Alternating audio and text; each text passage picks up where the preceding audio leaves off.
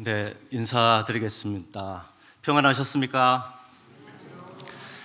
방금 소개받은 상계 모임에서 주님을 섬기고 있는 차광선 형제입니다. 이렇게 은혜로운 시간에 또 하나님의 복음을 증거할 수 있는 기회를 주셔서 정말 감사를 드립니다. 북부교회 성도님들께서 이 집회를 위해서 오랫동안 기도해 오시고 또 참석하는 구도자들이 하나님의 은혜 속에서 하나님의 진리의 말씀을 통해서 성령의 역사로 이 진리를 깨닫고 예수님을 구주와 주님으로 믿게 되기를 바라서 간절한 마음으로 기도하고 또 이날에 이르기까지 기도해 온 줄 믿습니다. 저도 부탁을 받은 이래로 이 하나님의 생명의 복음, 십자가의 도, 한 영혼을 살려서 어둠의 권세에서 벗어나게 해서 하나님의 영원한 나라에 들어가게 할 수 있는 유일한 길인 복음과 우리 주 예수 그리스도를 전하는 문제를 놓고 하나님의 은혜를 구하고 또 구했습니다. 우리 모든 성도들의 마음이 그런 것처럼 아직도 진리를 깨닫지 못한 그 영혼, 그가 자녀가 됐든지 부모가 됐든지 또 친구가 됐든지 또 이웃 사람이든지 또 직장 동료든지 혹은 내가 아는 어떤 사람이든지 그가 무지에서 깨어나 사단의 속임수에서 깨어나 진리를 깨닫고 영혼의 자유를 얻고 참으로 거듭나서 하나님의 자녀가 되는 것, 이것이 얼마나 복되고 영광스러운 일이겠습니까?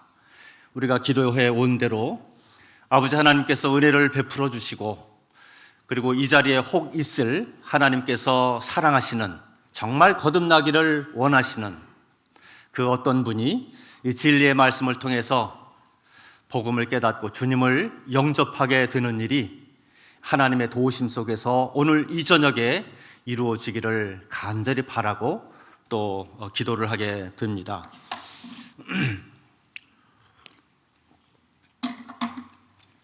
사회자께서 사회 멘트를 하면서 몇 가지 사용하는 단어와 표현이 제가 염두에 둔 단어고 표현이었기 때문에 주님께서 이렇게 합일되게 하시는구나, 마음이 하나 되게 하시는구나, 또 이런 생각을 했습니다. 그것은 뭐냐면 특별한 날에 대한 이야기입니다. 제가 오늘 이 저녁이 제게 있어서 매우 특별합니다. 보통에 있어서는 어젯밤이나 오늘이나 그젯밤이나 오늘밤이나 작년도의 그 수많은 밤들이나 오늘 밤이나 다를 것이 무엇이 있겠습니까?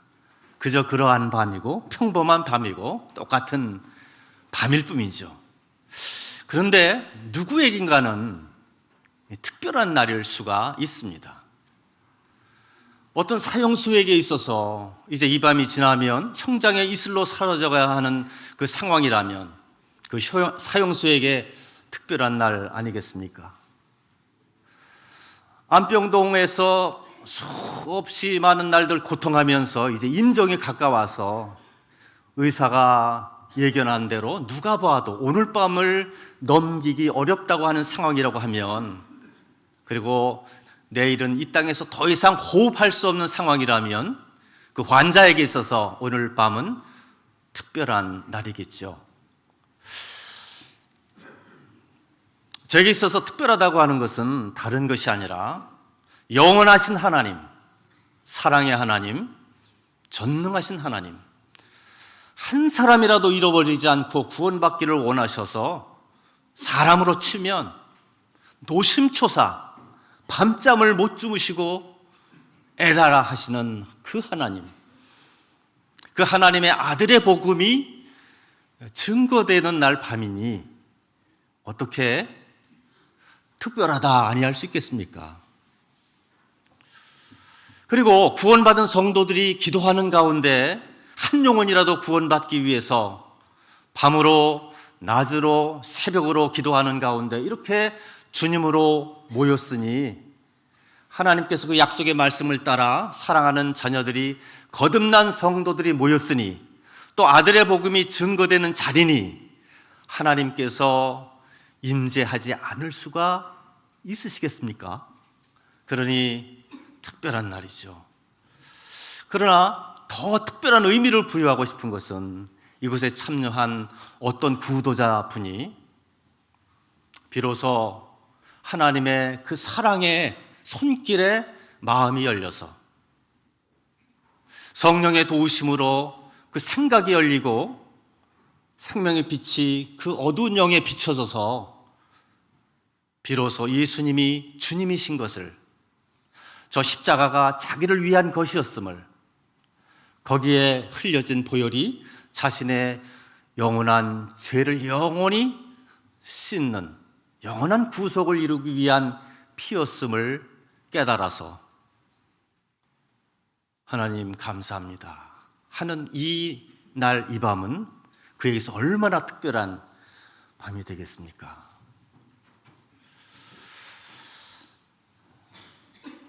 우리는 구원받은 성도들은 이제 이후에 성도들의 모든 여정을 잘 알고 있습니다. 짤막한 한 인생이 끝나고 나면 죽음을 통해서 열려지는 그 영원한 세계, 하나님이 예비하신 영원한 그 하나님의 영광스러운 나라가 장엄하게 펼쳐질 줄을 확실하게 알고 있습니다.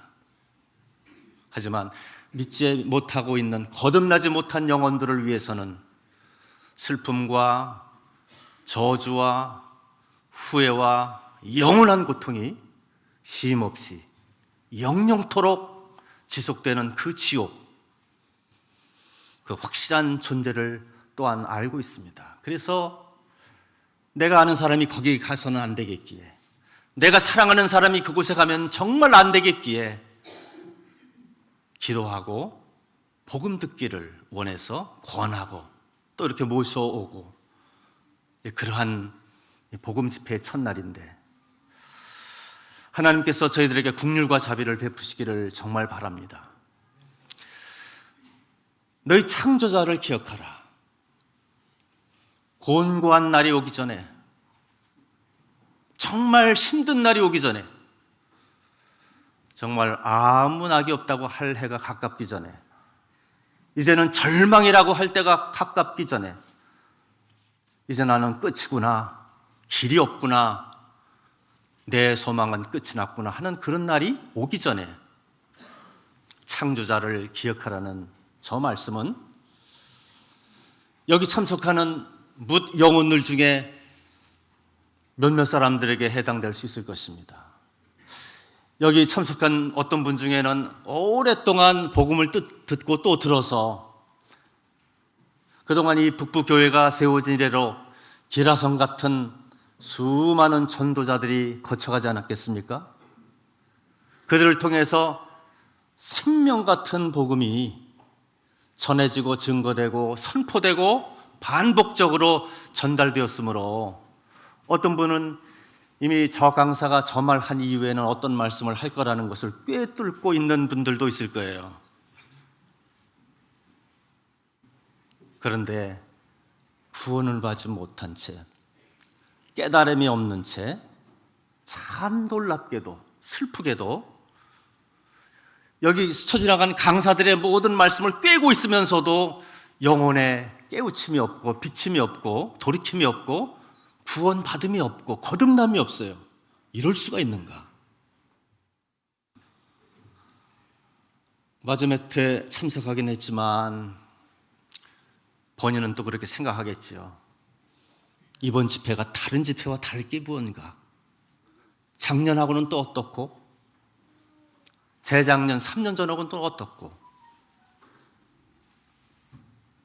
그런데 이번 역시 똑같이 아무 변화 없이 그거 봐, 내가 생각한 대로 그런저런 말씀이 저렇게 똑같이 전해지잖아 하고는 아무런 깨달음도 없이 변화도 없이 돌아간다면 이 세상에서 가장 슬픈 뒷모습이 될 것입니다.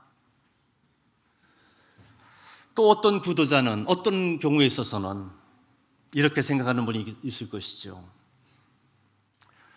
하나님이 어딨냐? 천국과 지옥이 어딨냐? 또 있은들 나와 무슨 상관이냐? 나는 내 멋대로 살다가 막가는 인생, 짤막한 인생 그렇게 마치련다. 뭐 이렇게 생각하고 체면 때문에, 권함 때문에 오기는 왔지만 창조자와 자신과 전혀 관계없는, 천국과 지옥과 전혀 관계없는, 있거나 말거나 자기 길을 가는 그런 부류의 구도자도 있을 것입니다.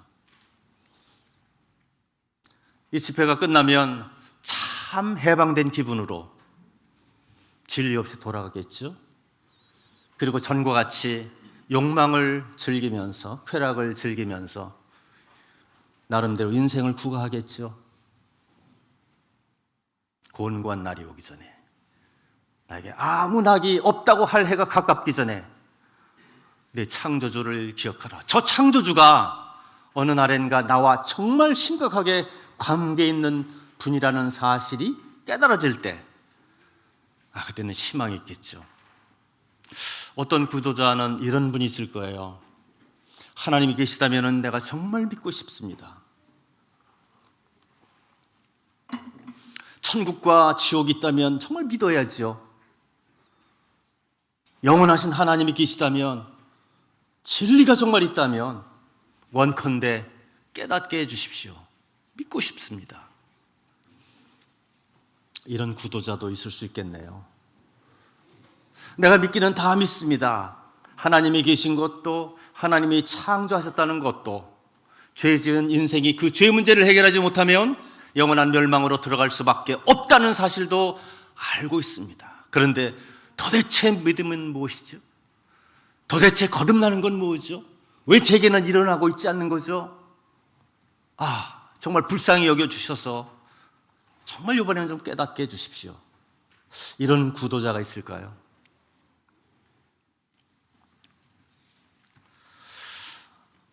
하나님께서 그 영혼을 기쁘시게 여기시고 오늘 은혜 베풀어 주시기를 바랍니다. 그래서 비로소 죽은 후에야 비로소 눈뜨게 되는 영원한 세계를, 모든 기회를 상실한 후에 그 죽음을 만나지 말고 그 곤곤 날이 오기 전에, 아무 낙이 없다고 할 해가 가깝기 전에 하나님의 은혜를 깨닫고, 나를 향하신 하나님의 구속의 섭리를 깨닫고, 베푸신 은혜를 깨닫고, 이루어 놓으신 사실을 깨닫고, 오늘이라고 하는 날에 하나님이 예비하시고 준비하신 그 구원을 선물로 받으시면 참 좋겠습니다.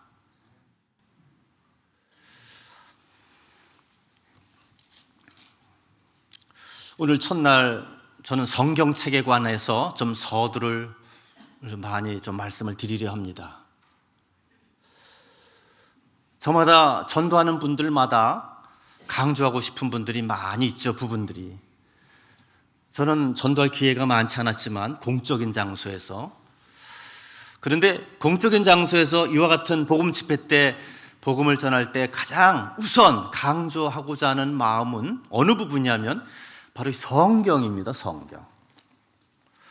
저는 자기 개발이 잘 안 돼서 여러분들이 평안하게 성경을 찾는 수고로움 없이 여기만 쳐다보면 되는 그런 정도로 제가 개발되었어야 되는데 그렇게 개발이 되지 않았습니다. 그런데 제가 참 강조하는 것은 이 손때 묻은 성경을 넘기면서 여기 기록된 하나님의 말씀을 접하면서 그리하여 얻게 되는 축복이 너무 좋아서 오늘 이 밤에도 그렇게 하고 싶습니다. 성경, 창조자 하나님이 살아계셔서 자기의 구원의 역사와 섭리에 관해서, 당신이 누구신가에 관해서, 구원을 이루기 위해서 무슨 일을 이루었는지에 대해서, 죄가 가져올 영원한 파멸과 파국에 대해서, 장차 올 영원한 하나님의 나라와 무서운 심판과 지옥에 대해서 낱낱이 소상하게 기록하여 준 기록물이 바로 이 성경이죠. 저는 이 내용을 많이 강조합니다. 수년 전에 일본에서 동해안 쪽에 큰 해일이 일어나서 어떤 어촌 마을에 많은 희생자가 일어났습니다.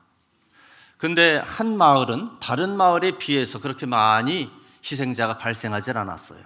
이유는 즉슨 그곳 주민들이 촌장의, 이장의, 마을 지도자의 지도를 따라서 평소에 많이 훈련을 한 까닭인데, 근데 사실은 좀 더 확실한 사실은 그 산 저 위쪽 아래쪽까지에 세워져 있는 한 돌비석에 있었습니다. 거기 돌비석에는 어떤 글이 기록되어 있었냐면, 이 지역에 큰 해일이 나서 많은 사람들이 죽고 큰 피해가 났으니 후손들은 그 점을 유의해서 이 비석을 읽을 때마다 언제든지 그것에 대비하고 준비하는 삶을 살도록 하시오라고 하는 글이 비석에, 돌비석에 기록되어 있었습니다. 마을 사람들이 그걸 발견하고 이상한 징조가 있을 때마다 신속히 피하는 훈련을 했답니다. 그것이 신문 기사에 났었는데 제가 그것을 보면서 눈에 번쩍 뜨는 것이 돌에 기록된 기록이었습니다.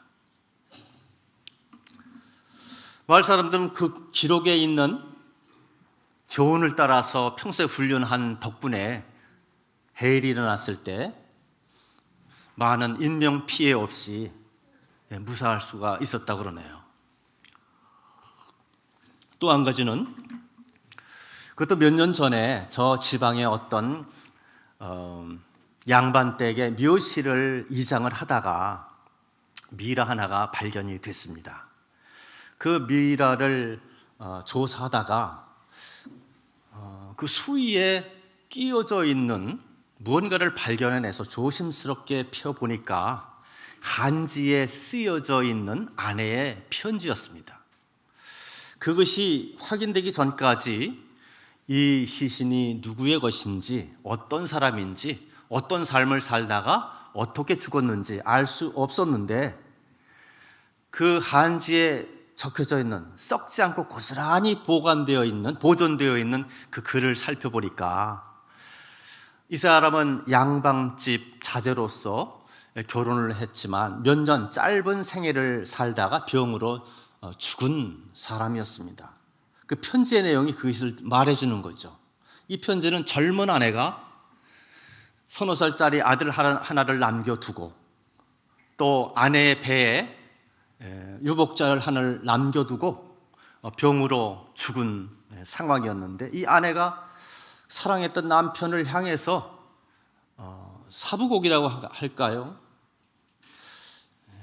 구구절절히 사랑에 고백하는 편지였습니다. 그 내용 중에 일부는 이렇습니다. 여보, 우리는 얼마나 서로 사랑하는 부부였던지요. 이 세상에 우리처럼 행복한 부부가 또 있었을까요? 이런 내용을 보면 정말 이 부부는 서로 사랑했던 것 같아요. 그러면서 또 글 한쪽에는 이제 몸에 아이가 자라고 있는데, 이제 아이가 출생하면 이 이름을 뭐라고 지을까요? 어떻게 키울까요? 제발 꿈에라도 와서 가르쳐 주세요. 이런 내용으로 기록되어 있었던 거예요. 400년 전에 한 양반집 감으로 시집간 젊은 아낙네가 인생이 참 행복하구나, 이것이 가정의 행복이구나, 이렇게 애를 키우면서 살아가는 것이구나, 이게 부부간의 정이구나 하는 것을 느끼며 행복해하다가 갑자기 남편이 죽고 나니까 하늘이 무너지는 것과 같죠. 그 남편을 향해서 편지를 써서 장례 무덤에 묻기 전에 그 품에 넣어두었던 편지였어요. 두 기록을 생각해 보면, 한 기록은 마을 사람들을 염려하고 또 사랑해서 이와 같은 해일이 언젠가 또 마을을 닥쳐오게 된다면 큰 인명피해가 날 것인데, 넋놓고 있다가 그것을 당하면 어쩌겠나 해서 촌장이 후일을 염려해서 마을 사람들을 사랑함으로 거기에 돌 뒤에다 그것을 새겨두었던 것이에요. 그 기록이 비바람이 쳐도 세월이 흘러도 없어지지 않고 고스란히 보관되어 있다가 마을 사람들이 그걸 보고는 옛사람의 지혜다, 백성들을 생각하는 마음이다. 그래서 그대로 훈련하면서 마침내 큰 해가 찾아왔을 때, 해일이 찾아왔을 때 무사할 수 있었다는 거죠. 그 기록이 얼마나 그들에게 유익했겠습니까? 두 번째 편지는 참 인생이 무엇이냐 하는 수많은 문제들이 있지만 어쨌든 젊은 부부가 오손도손 행복하게 살아가는 사랑의 편지였어요.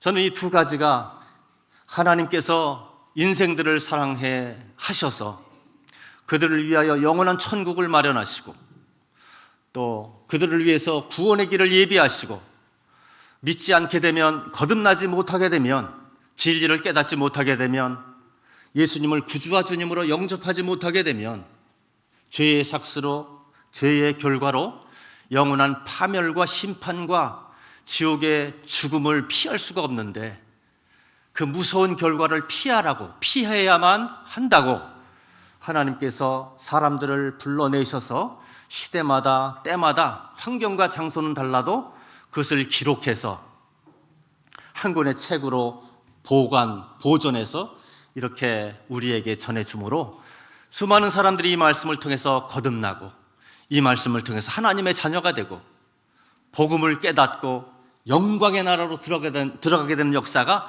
계속 이 말씀을 통해서, 기록된 말씀을 통해서 이루어지고 있다고 하는 사실입니다. 그러니 이 성경책이 얼마나 소중한지 모르겠어요. 이 책이 한국에 오게 된 역사를 알고 계시잖아요. 한 선교사가, 토마스라는 선교사가 중국에서 선교하다가 조선 땅이라고 하는 미지의 나라의 소식을 듣습니다. 그 나라 사람들은 문명이 닿지를 않아서 얼마나 척박한 삶을 사는지, 흑암 속에서, 문맹 속에서, 문화적 어둠 속에서 복음이 가려진 채 살다가 하나둘 죽어가는 이 모습을, 이 소식을 듣고 나서 내가 조선에도 가서 이 복음을 전해야 되겠다 하고 한글로, 조선어로 번역된 책을 하나 만들어서 성경책을 가지고 오게 된 것 아니겠습니까? 대동강에서 땅에 발을 대어보기도 전에 관군과 전쟁이 붙어서 배가 불타고, 그래서 정말 위급한 상황에서 성경을 내어 던지면서 죽음을 당하고 말았다고 하는데 그게 그의 조선의 선교의 전부였습니다. 근데 한국의 교회에서는 어떻게 말합니까? 그 성경책이 여러 경로를 통해서 하나님의 역사로 한 사람이 보게 되고 읽게 되고 깨닫게 되어서 부흥의 단초가 되었다는 이 기록을 읽을 때 섬찟한 거예요. 하나님의 영혼을 향한 간절한 사랑과 그것을 이루어내시기 위한 역사가 얼마나 철저한가. 거기에 쓰임받은 토마스라는 선교사, 이름만 알지 어떻게 생겼는지 모릅니다. 더 아는 것은 20대 초반이었다는 사실, 그 젊은 나이에 복음을 위해서 헌신한 모습이 너무 아름다운데 그렇게 하여 성경이 이 땅에 오게 되고 겸손한 영혼들이 이 말씀을 통해서 하나 둘 거듭남으로 이방인의 그 수, 하나님께서 엄두에 둔 그 수가 하나 둘 채워져 가고 있는 것입니다. 여러분들 중에는 내가 원하면 어느 때든지 예수님 믿으리라 그렇게 생각하는 분이 있을 거예요. 지금은 아니다. 즐길 거 다 즐기고 하고 싶은 거 다 하고, 그리고 늙음악해서 불교가 나을지 힌두교가 나을지 기독교가 나올지 한번 생각해 보겠다, 느긋하게 생각하는 분이 있을 것이에요. 그래서 성경은 뭐라고 말씀하십니까? 어리석은 사람아, 오늘 밤 내 영혼을 토로 찾으리니. 그런 말씀도 있는가 하면 물고기가 재앙의 그물에 걸리듯이, 새가 덫에 걸리듯이 사람도 재앙에 걸리리니 아무도 피할 수 없으리라. 이게 그러한 자에게 오늘 밤 이루어진다면 그의 생각이 얼마나 틀렸는지요. 성경은 그것을 말해 줍니다. 성경을 살펴보니까 모세가 신명기 책에서 9장으로 기억합니다. 9장 10절에 모세가 하나님의 산에서 율법을 받을 때에 두 돌판을 받게 되는데 그 두 돌판에 하나님께서 자기 손으로 친히 기록하시니라 하는 말씀을 만나게 됩니다. 모세가 그렇게 얘기를 해주고 있습니다. 하나님께서 친히 자기 손으로 기록하시니라. 제가 이런 말씀을 보면서 과연 하나님은 기록의 하나님이시구나. 그리고 하박국이라고 하는 선지자를 통해서는 이렇게 말씀하고 계십니다. 이 예언의 말씀을, 이 묵시의 말씀을 기록해서 판에 명백하게 기록해서 달려가면서도 읽게 하라. 그래서 선지자들이 하나둘 기록해서 모은 책이 이 성경책입니다. 또 한 사도는 이렇게 말하고 있죠. 모든 예언은 사사로이 풀 것이 아니니 모든 예언은 하나님의 사람들이 성령의 감동함을 받아서 하나님께 받아 기록한 것이니라 하고 베드로 사도는 그렇게 기록하고 있습니다. 또 사도 바울이라고 하는 한 사도는 말하기를 모든 성경은 하나님의 감동으로 된 것으로, 하나님의 성경은 모든 창세기로부터 계시록까지 모든 성경이 하나님의 감동으로 기록되어 있다고 하는 사실입니다. 결국 이 성경책은 하나님께서 때마다 어느 나라든지 어느 시대든지 한 사람씩 불러내어서 기록하게 하시고 이것을 하나로 모아서 오늘날 우리들에게 전달해 줌으로써 누구든지 이 말씀을 펴서 말씀을 깨닫고 진리를 깨닫고 하나님께서 살아계신 것과 그 앞에 죄인인 것을 깨닫게 되면 구원받게 되는, 하나님의 자녀가 되는 놀라운 역사를 지금도 이 성경책을 통해서 이루어져 가고 있는 것입니다. 저는 먼저 이렇게 이 성경책이 그냥 단순하게 생긴 책이 아니라 살아계시고 참되신 하나님, 전능하신 하나님, 한 사람도 멸망하지 않고 구원에 이르기를 원하시는 그 하나님께서 이 말씀을 통해서 역사하기를 원하셔서 이 책을 기록해 주셨고 오늘 이 밤에도 이 말씀을 증거하게 하시는 것입니다. 우선 이 성경이 말하고 있는 하나님에 대해서 좀 더 말씀을 드리겠습니다. 어떤 사람이 이렇게 말하죠. 하나님이 계시다면 내게 보여다오. 하나님이 계시다면 어떤 방식으로도 좀 알려주면 좋겠다. 그러면 믿겠다. 이런 말을 해요. 그 말의 진실성을 모르겠습니다만 그가 진실한 마음으로 그렇게 소원한다면 하나님께서 그 소원을 이루어 주시죠. 성경을 통해서 드러난 하나님은 어떤 분인가요? 우리 시편 103편에 기록된 하나님에 관한 말씀을 제가 봉독을 해 드리겠습니다. 시편 103편 8절 말씀입니다.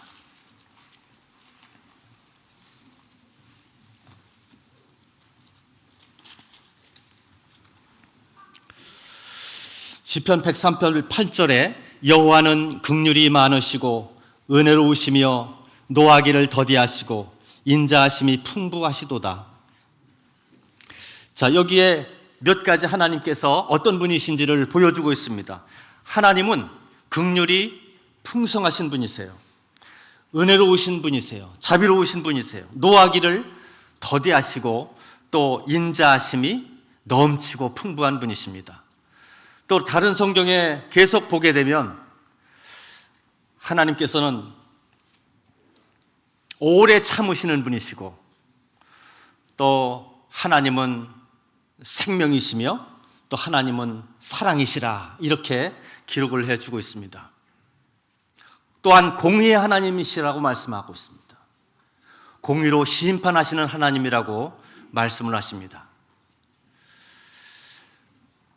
또 성경은 우리들에게 하나님께서 지으신 천지 만물을 통해서 그분이 계신 것을 알 수가 있는데, 하나님이 지으신 천지 만물에 그분의 신성과 능력이 있으므로 핑계치 못할 것이라 이렇게 로마서에 기록해 놓고 있습니다.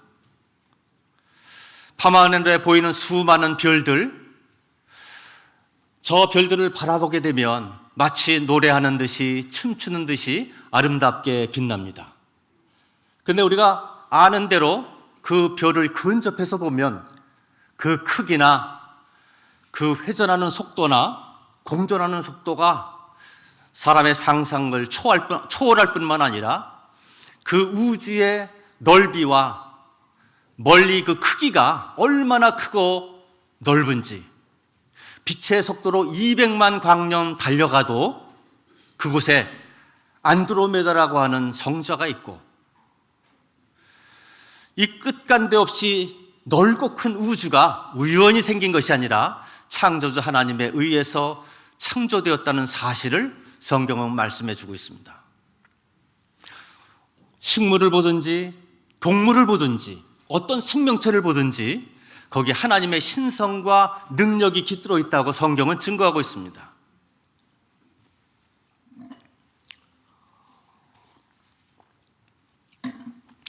짐승들 중에 개는 사람들보다 무척 뛰어난 들을 수 있는 귀와 또한 냄새 맡을 수 있는 코를 가지고 있습니다.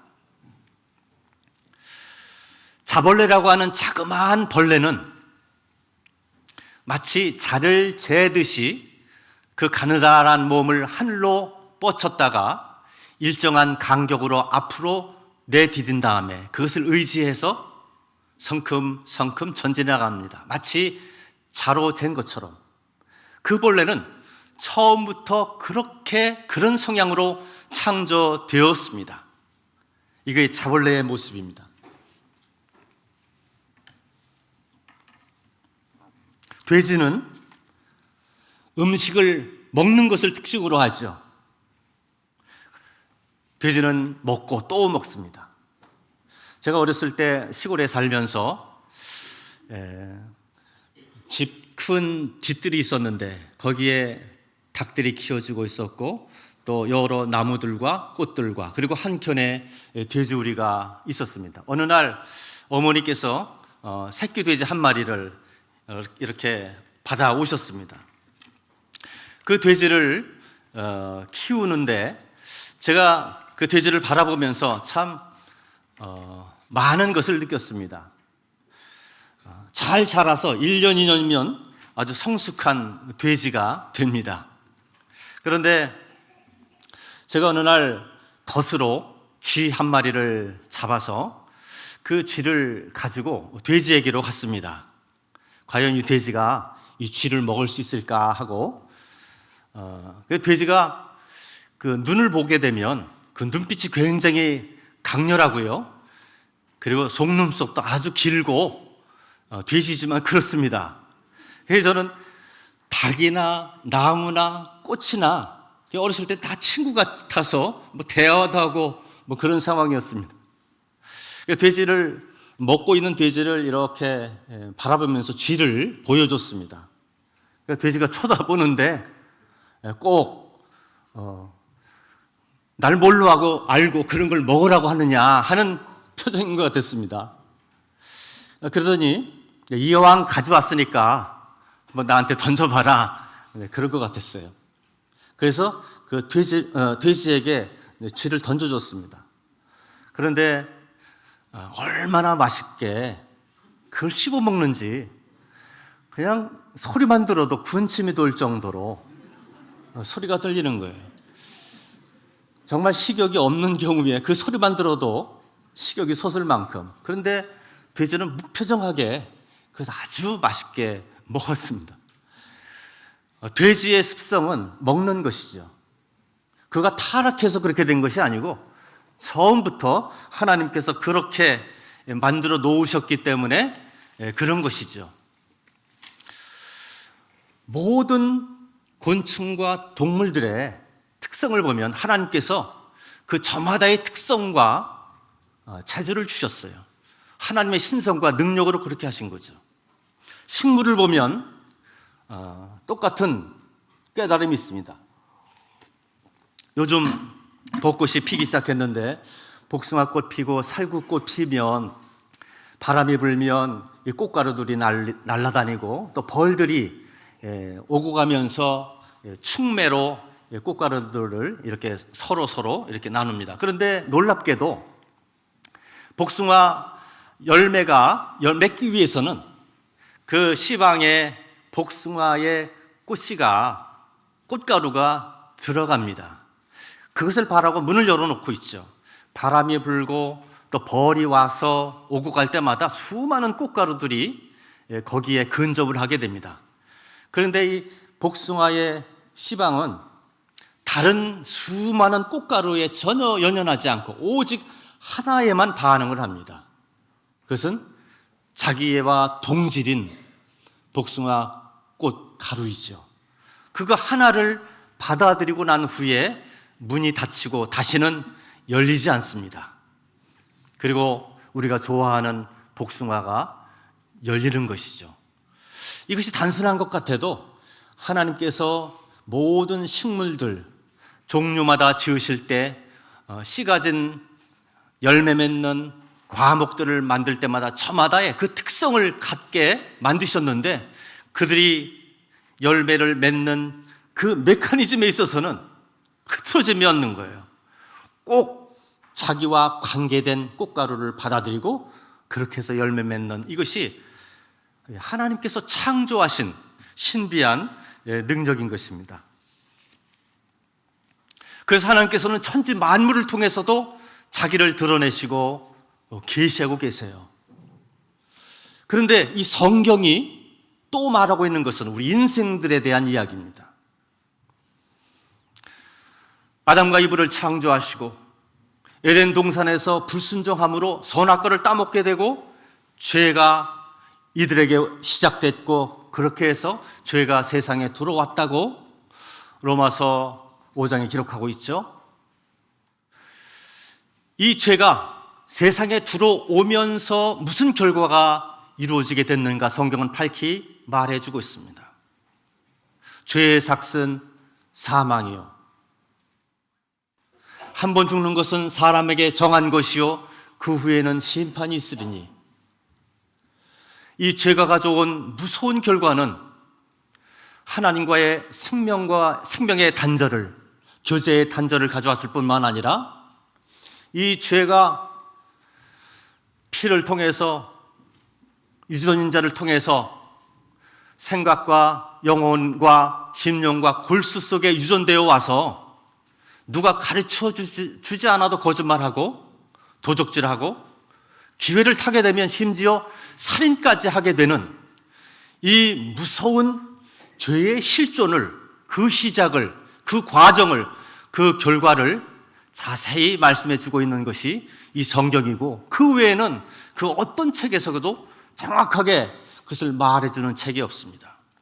하나님이 사람들을 불러서 기록하게 하시고 이 말씀을 통해서 죄의 실체를 드러내 보이고 계신 것이에요. 그래서 이 하나님의 말씀을 통해서 사람들은 자기가 죄인인 것을 깨닫게 되고 이 죄의 문제가 해결되지 않으면 영원한 멸망에 처할 수밖에 없다는 사실을 알게 되고 그러나 하나님의 말씀대로 자신이 죄인인 것을 깨닫고 하나님께서 그 죄를 용서하시기 위해서 무슨 일을 이루셨는지 어떤 일을 행하셨는지 이 말씀을 통해서 알게 되면 그 영혼이 말씀과 성령으로 거듭나 하나님의 자녀가 되는 그래서 구원을 선물로 얻는 축복을 이 성경을 통해서 얻도록 그렇게 작정하신 것입니다. 그러니 이 기록된 말씀을 선포하고 듣고 또 그것을 깨닫는 것이 얼마나 중요한 일인지 모르겠어요. 하나님께서 우리 죄인들을 위해서 이루신 일이 무엇인지 성경에 기록되어 있습니다. 자, 우리 요한복음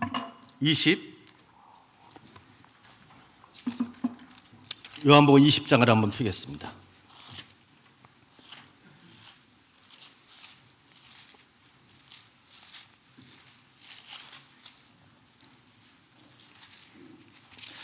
요한복음 20장 31절을 제가 읽어드리겠습니다. 오직 이것을 기록함은 너희로 예수께서 하나님의 아들 그리스도이심을 믿게 하려 함이요 또 너희로 믿고 그 이름을 힘입어 생명을 얻게 하려 함이라. 하나님께서 이 성경책을 기록해 주신 이유와 목적을 설명해 주고 있습니다. 하나님의 아들 예수 그리스도께서 하나님의 아들 그분이 그리스도이심을 믿게 하고 또 그를 믿어 그 이름을 힘입어 생명을 얻게 하려 합니다. 구원을 얻게 하려 합니다. 사람들에게 있는 이 죄를 사람이 스스로 해결할 수가 없습니다. 사람에게는 그 지혜도 능력도 방법도 없습니다. 인생들에게 찾아온 이 죄를 스스로 해결할 수 있다면 하나님께서 다른 방법을 취하시지 않아도 되지요. 그러나 성경은 인간에게는 그 능력이 없다고 말씀해 주십니다. 내가 내 스스로 수다한 비누를 쓸지라도 허다한 잿물을 쓸지라도 죄가 내 앞에 그저 있느니라. 표범이 그 반점을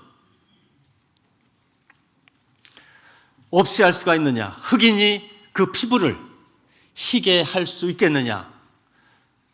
그렇게 할진대 죄에 익숙한 너희들도 죄를 범하지 않게 되리라고 말씀하고 있습니다. 이 말은 표범이 아무리 노력해도 자기에게서 그 반점을 없게 할 수 없습니다. 흑인이 아무리 노력해도 그 무슨 수고를 해도 피부를 희게 만들 수가 없습니다. 그런 것처럼 죄에 빠져 있고 죄가 골수에 사무쳤고 죄를 먹고 마시고 사는 인생에게 있어서 죄를 범하지 않을 수가 없다는 사실이죠.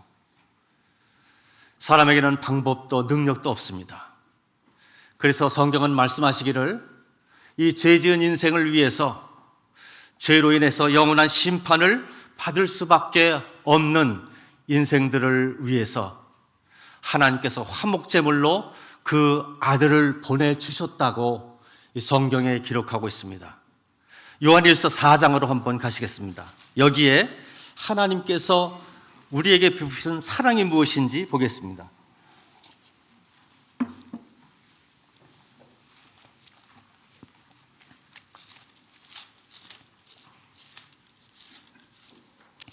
요한일서 4장 10절입니다. 제가 읽겠습니다. 사랑은 여기 있으니 우리가 하나님을 사랑한 것이 아니요 하나님이 우리를 사랑하사 우리 죄를 속하기 위하여 화목제물로 그 아들을 보내셨습니다. 하나님께서 우리를 사랑하셔서 우리 죄를 용서하시기 위해서 원수같이 되었던 우리를 구원하기 위해서 예수님을 우리에게 화목제물로 십자가에 내어주셨다고 하는 사실입니다. 성경은 우리 인생들에게, 죄를 범한 인생들에게 이렇게 말하고 있습니다. 멸망의 자식이다. 또 마귀의 자녀다. 본질상 진노의 자녀다. 하나님 앞에 원수되었던 자다. 이 죄로 인해서 필경, 죄삭스러 멸망받을 자다. 이렇게 말씀해 놓고 있습니다. 이 죄를 해결하는 방법이 인간에게 없는 것이요. 그래서 죄의 삭스로 죽음이 있을 뿐입니다.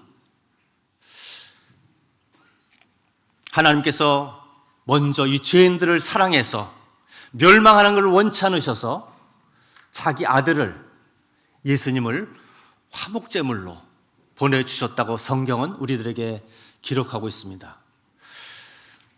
그런데 사람들이 왜 이 복음을 잘 깨닫지 못할까요? 구원받지 못할까요? 왜 하나님의 이 사랑을 잘 알아듣지 못할까요? 그것은 그들 마음이 하나님을 향해서 교만한 마음이 높아져 있기 때문에 그렇습니다. 첫 번째는 그들의 마음이 교만해서 그렇습니다. 이 교만하다고 하는 것은 하나님 앞에 자기의 실상을 알지 못해서, 자기가 어떤 존재인지를 알지 못해서 마음이 높아진 상태를 말합니다. 하나님 없이도, 그의 도움이 없이도 인생을 살아낼 수가 있고 또 무엇이든지 할 수 있고 잘해 나갈 수 있다고 생각하는 그런 사람들입니다. 이렇게 마음이 높아진 사람들은 천하의 어떤 복음이 전해져도 깨달아지지를 않습니다. 그런데 그 반대로 이런 사람은 어떨까요? 하나님의 존재를 인정하고 하나님께서 창조하셨다는 사실을 믿게 되고, 그리고 또 하나님께서 행하신 일들을 알고 싶어 할 뿐만 아니라 받아들이고 싶어서 소원하고 있는 이런 사람도 있습니다. 그 하나님 앞에 나는 아무것도 아니다, 나는 정말 하나님의 도우심이 없이는 안 될 사람이다, 이대로 방치하면 나는 죽을 수밖에 없다, 다른 길이 없다, 피할 길이 없다, 이렇게 마음이 상하고 마음이 낮아지고 위로부터의 도우심을 구하게 되는 그런 마음이 있는 사람을, 그런 마음을 가진 자를 겸손한 사람이라고 그렇게 말을 합니다. 성경에 이 겸손한 사람에 대한 예를 보여주고 있습니다. 마태복음 15장 한번 펴보시겠습니다. 마태복음 15장에 마태복음 15장 21절부터 25절까지 말씀인데요, 다 읽지는 않겠습니다. 제가 일부만 발췌해서 읽어드리겠습니다. 22절에 가나안 여자 하나가 그 지경에서 나와서 소리질러 이르되 주의 다윗의 자손이여 나를 불쌍히 여기소서, 내 딸이 흉악하게 귀신 들렸나이다 하되 예수는 한 말씀도 대답하지 아니하시니 제자들이 와서 청하여 말하되 그 여자가 우리 뒤에서 소리를 지르오니 그를 보내소서. 예수께서 대답하여 이르시되 나는 이스라엘 집 잃어버린 양 외에는 다른 데로 보내심을 받지 아니하였노라 하시니 여자가 와서 예수께 절하며 이르되 주여 저를 도우소서. 대답하여 이르시되 자녀의 떡을 취하여 개들에게 던짐이 마땅하지 아니하니라.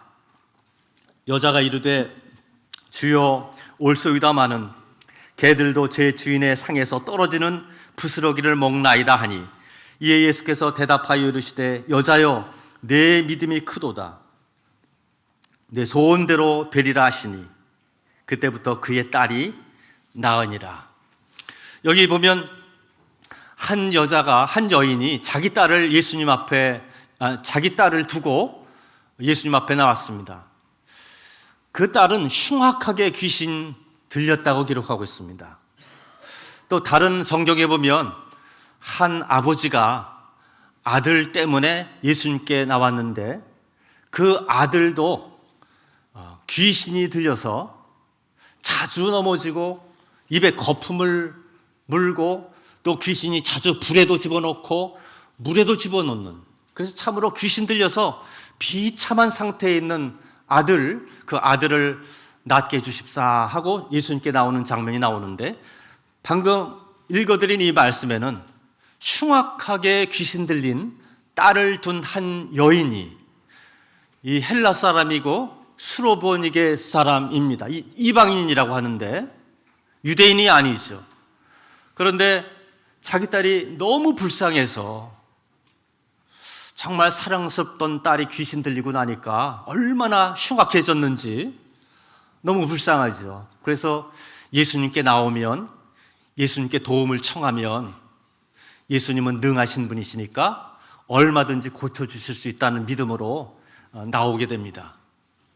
그때 방금 읽은 것과 같이 예수님께서 이런 반응을 보이세요. 나는 이스라엘의 잃어버린 양에게 외에는 다른 데로 보냄을 받지 않았다. 자, 이 이야기가 여인의 귀에 들렸다면 들렸을 것인데 얼마나 낙담이 되겠어요. 역시 나는 이방인이니까 은혜를 입을 수 없겠구나, 도움을 얻을 수 없겠구나 하고 돌아갈 수도 있었겠죠. 그런데 자기 딸을 낫게 해야 하겠다는 일념, 딸을 향한 사랑 때문에 그는 물러서지를 않습니다. 자, 계속해서 소리를 지르게 되지요. 여인이 와서 이렇게 부탁을 합니다. 주여 도우소서, 주여 도우소서, 도와주소서, 저를 도우소서. 그때 예수께서 말씀을 하십니다. 자녀의 떡을 취하여 개에게 주는 것이 마땅하지 않다. 이 말씀을 또 하세요. 한 번만으로 족하셨을 텐데 또 이렇게 수모를 주는 격이 되었어요. 개 취급하는 거죠. 자녀의 떡은 자녀에게 줘야지 어떻게 개들에게 줄 수 있겠냐. 이방인 개 취급하는 이스라엘의 백성들 마음 그대로잖아요. 이 말씀을 듣게 되면 이쯤에서 실망하고 낙담하고 돌아가야 될 텐데 그럴 수가 없어요. 왜냐하면 흉악하게 귀신 들린 딸 고칠 재간이 없어요. 엄마로서 고칠 수도 없고 그 누구도 고칠 능력이 없어요. 오직 저 메시아라고 믿고 있는 저분, 저 능하신 저분 외에는 고칠 수 없다는 사실을 확신하면서 이런 수모를 당하면서도 물러가지 않고 요청하는 거죠. 이 여인이 그런 말을 듣고도 확신을 가지고 대답합니다. 주님, 그 말씀이 옳습니다. 자녀의 떡을 취하여 개들에게 주는 거 마땅치 않죠. 그렇지만 저 개들도 주인의 상에서 떨어지는 그 떡 부스러기를 얻어먹지 않습니까? 개들도 그 덩어리를, 떡 덩어리 부스러기를 얻어먹지 않습니까? 개 취급해도 좋은데, 무슨 취급을 해도 좋은데 흉악하게 귀신 들린 내 딸, 주님 외에는 고칠 사람이 없습니다. 부디 좀 도와주세요. 도와주세요. 이 여인은 자기가 마치 그 병에 걸린 것처럼, 귀신 들린 당사자인 것처럼 정말 낮아진 마음에 어떤 수모를 당할지라도 이렇게 청하고 또 청합니다. 주님의 반응이 어떻습니까? 내 믿음이 크도다, 이렇게 말씀합니다. 내 소원대로 드리라. 제가 이 말씀을 찾아서 봉독해 드린 이유는 죄인이 구원받게 되는 마음의 상태는 이 여인과 같은 겸손한 마음이 되지 않으면 안 된다고 하는 것이죠. 만일 하나님이 어딨냐 하고 소리를 높이기 전에 이 겸손한 마음을 보면 들판에 돌틈 사이에 피어난 조그만 꽃, 그 줄기는 바늘처럼 얇고, 그렇지만 자세히 보면 4개의 꽃잎이 고스란히 달려서 그것도 살아있는 꽃이라고 흔들거리는 그 모습을 보면 세상에 이런 꽃도 다 있나 싶고 하나님의 창조하신 세세한 손길을 바라보게 되고, 겸손한 자는 거기서 하나님의 실존과 하나님의 신성과 능력을 발견하게 되는 것이죠. 이렇게 겸손한 마음은 하나님의 은혜를 깨닫는 길이 됩니다. 하나님, 저는 죄인입니다. 저는 이 죄로 인해서 속은 인생을 살았습니다. 제가 갈 길은, 제가 갈 곳은 지옥일 뿐입니다. 지옥 위에는 없습니다. 그러나 저를 불쌍히 여겨주십시오. 이런 마음으로 마치 이 여인처럼, 이 여인이 예수님 앞에 나와 구한 것처럼 겸손한 마음으로 하나님 앞에 구하게 될 때 하나님은 그에게 은혜를 베풀어 주실 것입니다. 그를 십자가로 이끌어 가시죠. 보아라, 저 십자가가 무엇인지. 너의 그 무서운 죄, 그 죄를 해결할 길은 인생에게도 없고 그 어디에도 없고 오직 창조자인 내게만 있다. 그 네 죄를 용서하기 위해서 그 누구도 해결할 수 없는 이 일을 위해서 내가 너를 위해서 화목 제물로 내 아들을 보내었다. 널 위해서 내어주었다. 저 십자가에서 처참하게 죽은 내 아들을 보아라. 피 한 방울 남기지 않고 다 쏟고 죽어간 내 아들을 봐라. 그의 피가, 그의 죽음이 너의 죄를 영원히 용서한 것이다. 이런 하나님의 진리에 기록된 말씀을 통해서 그는 닫혔던 생각이 열리고 마음이 열리고 생명의 빛이 그 영혼 속에 비춰질 때 비로소 그 영혼의 자유를 얻게 되고 진리의 말씀으로 성령으로 거듭나게 되는 것이죠. 그래서 구원은 하나님께서 이루신 과정은, 그 섭리는 매우 크고 장엄하고 어렵고 힘든 길이었지만 사람들 눈에, 그런데 죄인들을 구원하시기 위해서 마련해 놓으신 구원의 선물은 저 고독한 가운데 홀로 운명을 하고 있는 어느 노인에게도 암으로 인해서 오랫동안 고통받다가 하나님 없이 진리를 깨닫지 못하고 살다가 이 허무한 인생 이것이 전부인가 하다가 진리가 있다면, 하나님이 있다면 도와주세요, 깨닫게 해주세요 라고 겸손한 마음으로 부르짖는 그 영혼 속에 하나님께서 생명의 복음의 빛을 비춰주시는 거죠. 이 은혜로운 역사가 폭풍 몰아치고 천둥치고 번개치는 이런 엄청난 어떤 사건을 통해서 구속의 사건이 이루어지는 것이 아니라 성경에 기록된 대로 바람이 어디에서 와서 어디로 가는지 알지 못하는 것처럼 성령으로 나는 사람은 이와 같으니라 말씀하신 대로 조용히 은밀하게 하나님의 역사 속에서 겸손하게 하나님의 긍휼과 자비를 구하는 그 영혼에게 구원의 역사가 이루어지는 것입니다. 오직 한 가지, 하나님께서 나를 사랑하셨구나. 내가 하나님 앞에 정말 무섭고 무서운 죄인이구나. 성경을 보니 죄를 묘사할 때 문둥병 환자로 묘사했습니다. 성경에서 문둥병자로 확인이 되면 그 함께하던 자들로부터 격리당하게 되죠. 성 밖으로 쫓겨나게 되죠. 그래서 토굴 같은 데서 유리에서 살아야 돼요. 굶고 병이 악화되고 온몸이 망가지면서 죽어가는 거죠.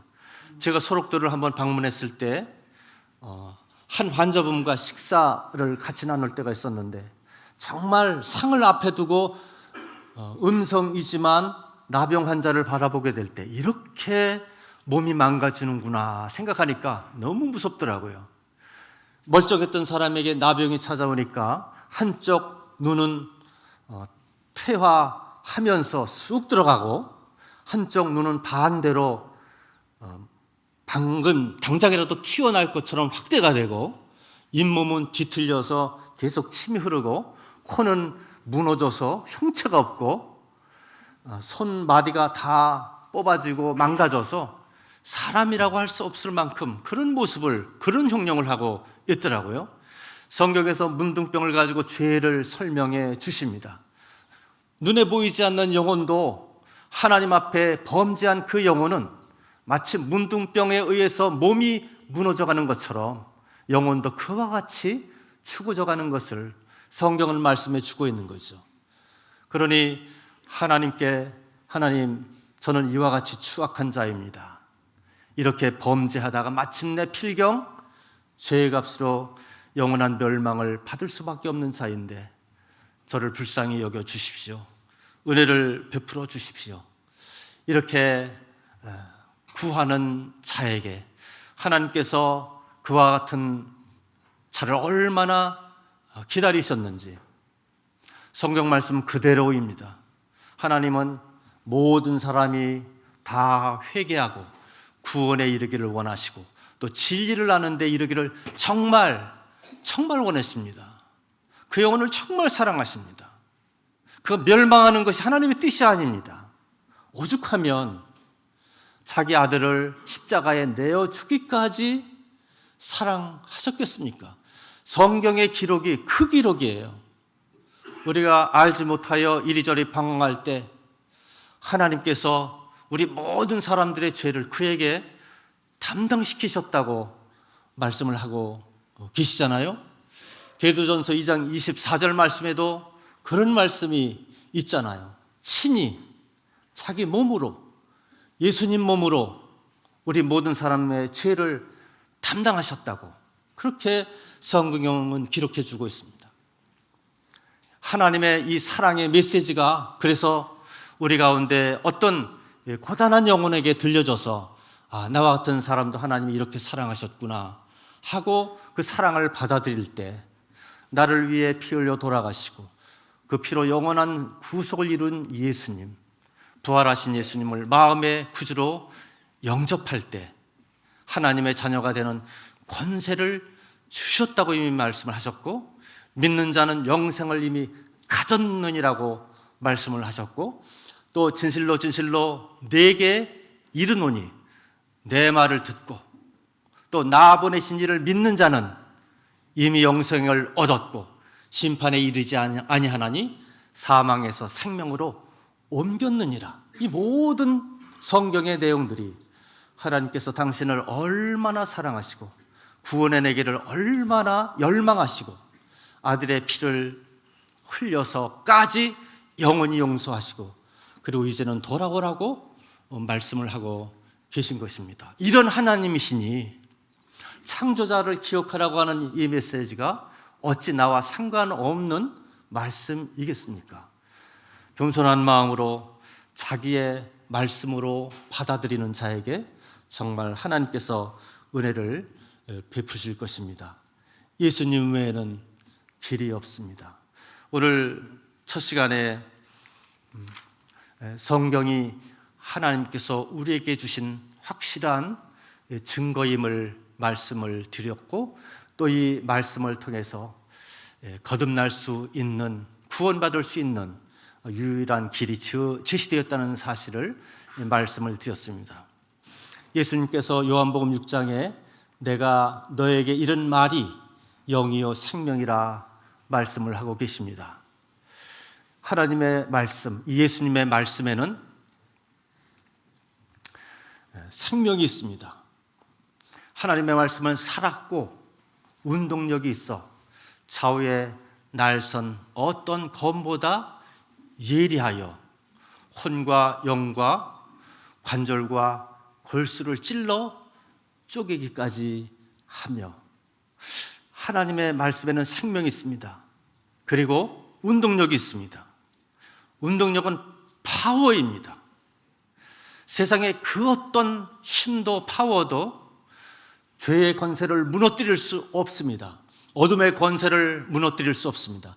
사탄의 머리를 파쇄할 수가 없습니다. 그러나 하나님의 말씀에는 그것을 깨뜨릴 능력이 있습니다. 뿐만 아니라 생명이 있습니다. 겸손히 하나님 앞에 나오는 자에게 긍휼과 자비를 베푸는 그에게 하나님은 이 생명의 말씀으로 그 영혼의 역사에서 진리를 깨닫게 하시고 말씀과 성령으로 거듭나게 하십니다. 그래서 결론으로는 3년 전이나 지금이나 변함없이 똑같은 모습으로 돌아가는 것은 잘하는 것이 아닙니다. 오늘 밤이 특별한 밤이 될 수 있으려면 또 마땅히 그래야 되는 것은 하나님의 말씀을 의지해서 겸손히 하나님께 자비를 구하는 것입니다. 보라 지금은 은혜 받을 만한 때요. 보라 지금이 구원의 날이라 말씀을 했습니다. 이 밤이 지나가기 전에 이 영혼의 문제를 놓고 하나님 앞에 무릎 꿇고 나를 위해서 이루어 주신 하나님의 선한 역사를 받아들이시고 그리고 성경에 약속된 진리의 말씀을 통해서 구원을 선물로 받으시게 되기를 바라겠습니다. 이 여인처럼 간절한 마음으로, 겸손한 마음으로 저를 불쌍히 여기소서, 저를 도와주십시오 하면 하나님께서 그토록 기다리신 대로 그 영혼을 사랑하신 그 사랑의 열심으로 진리를 깨닫게 하시고 예수님을 믿도록 은혜를 베풀어 주실 것입니다. 하나님께서 긍휼과 자비를 베풀어 주시기를 바랍니다. 이상입니다.